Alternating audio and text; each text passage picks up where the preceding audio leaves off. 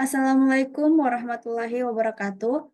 Perkenalkan, nama saya Debbie Arahel Artaviola dengan NIM 23090500009 dari kelas B Akuntansi S1 Universitas Negeri Makassar. Pada kesempatan kali ini, saya akan mengerjakan soal yang berada dalam buku akuntansi keuangan halaman 132, latihan 3.4, yang dimana mengenai laporan perubahan ekuitas PT Prosperity.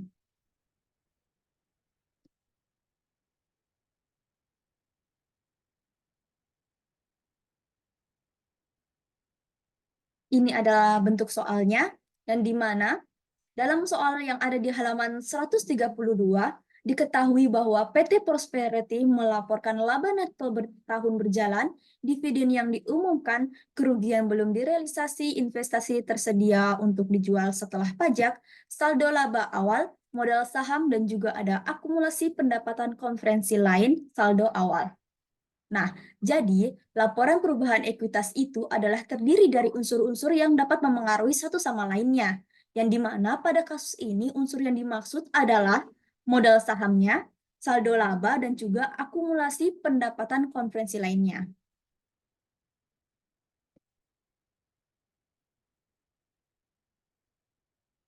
Yang dimana yang tadi saya sebutkan tadi itu yang mempengaruhi akan ditulis dalam kolom yang ada di sini.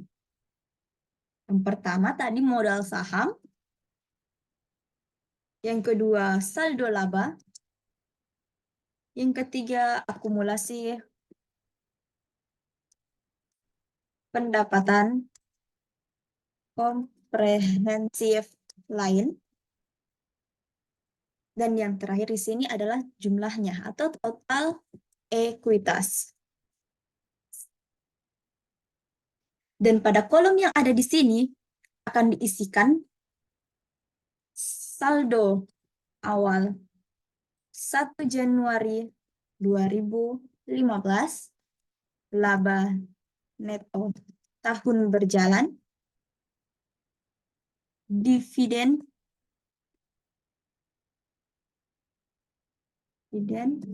yang diumumkan, sini kerugian belum direalisasikan. Dan yang terakhir adalah saldo akhirnya.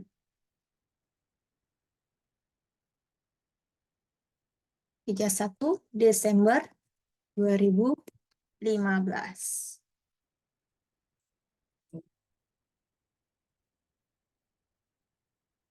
Nah, selanjutnya adalah modal saldo awalnya itu, kita lihat yang ada di modal saham, saldo awal modal saham sebesar 80.000. 80.000 kita tulis terlebih dahulu di sini. 800. 60. Nah,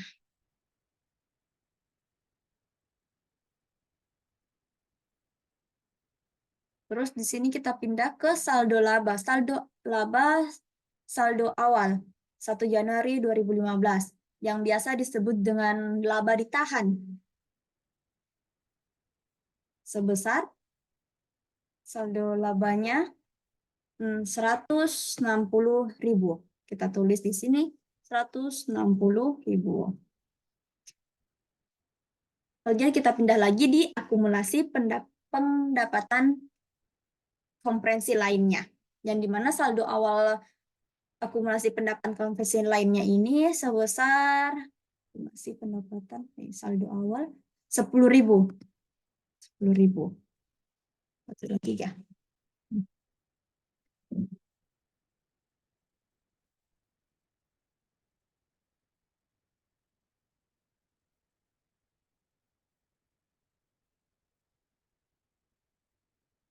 Untuk mengisi total ekuitas di sini itu caranya adalah modal saham ditambah dengan saldo laba ditambah lagi dengan akumulasi pendapatan konferensi lainnya, maka hasilnya di total ekuitas adalah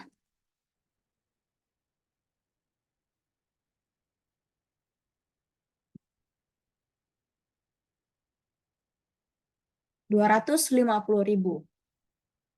Kita kembali lagi ke modal saham tadi. Nah, modal saham ini ternyata tidak ada penambahan ataupun pengurangannya. Maka saldo akhir dari modal saham ini tetap 80.000, tidak bergerak sama sekali. Tidak berubah maksudnya. Terus kita ke saldo laba. Saldo laba di sini ada yang namanya tadi kita laba neto. Laba neto tahun berjalannya sebesar 120.000. 120.000, maka kita tambahkan 120.000.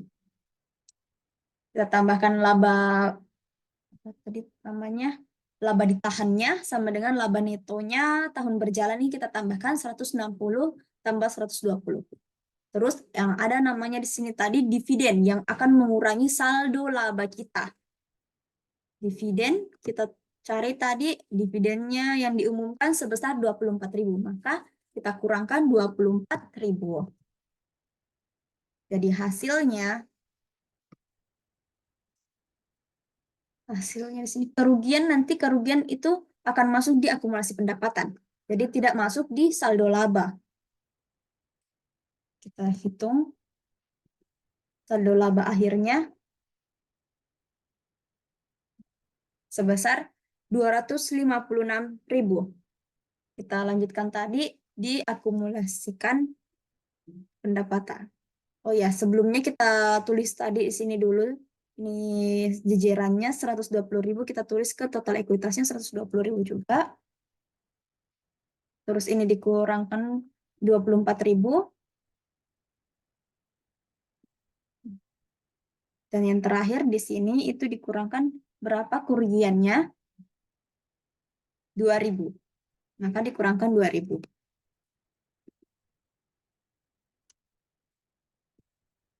Jadi hasilnya di sini 10.000 dikurangi 2.000, 8.000. Dari pendapatan dikurangi kerugian. Itu yang masuk dalam akumulasi pendapatan konvensi lainnya. Kita tulis di sini lagi kurang 2.000. Jadi total ekuitas saldo akhir pada 31 Desember 2015 kita hitung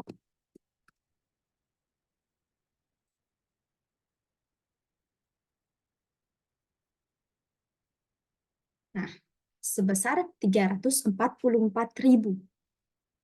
Jadi dapat dilihat di sini laporan perubahan ekuitas yang untuk tahun yang akan berakhir pada 31 Desember 2015 milik dari PT Prosperity adalah 344.000.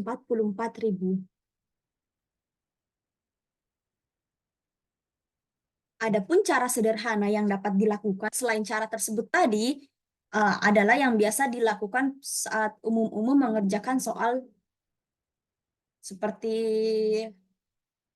tinggal pendapatan dikurang beban-beban seperti itu secara sederhananya. Yang dimana saya di sini juga membuatkan secara sederhananya itu langsung kan di sini dalam ribuan rupiah, maka kita tambahkan 3 nol di belakangnya. Jadi 120 juta, 24 juta, 2 juta, 160 juta, 80 juta, 10 juta. Kita lihat seperti ini. Ini yang secara sederhananya langsung.